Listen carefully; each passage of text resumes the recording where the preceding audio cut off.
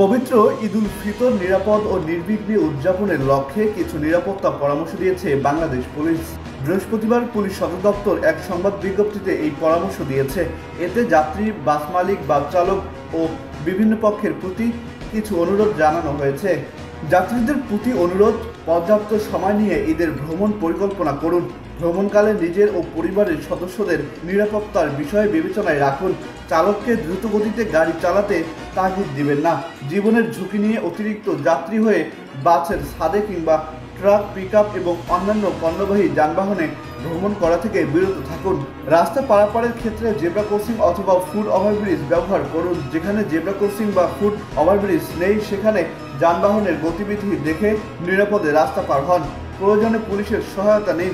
বেপরোয়া গতিতে গাড়ি চালাবেন না। অপরিচিত মানুষের কাছ থেকে খাবার বা পানীয় নেওয়া থেকে বিরত থাকুন।